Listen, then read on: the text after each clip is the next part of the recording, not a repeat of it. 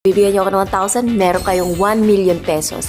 Kung bibigyan niyo ako ng 100 pesos, meron kayong 100,000 pesos. At 20 pesos is 20,000 pesos. So, lahat ng ibibigay niyo sa akin times 1,000. At guys, ito yung way ko sa pagbabalik ng blessing sa inyo. Kasi lahat naman to dapat sinishare. So, pupunta tayo ngayon sa Antipolo Church. Maghanap tayo ng mga taong may mabubuting puso. And guys, please share this video. And kung may makita kayong ads, please don't skip. Kasi lahat po ng kikitain ng vlog na ito ay i-donate natin sa Antipolo Church. So, yun guys, let's go!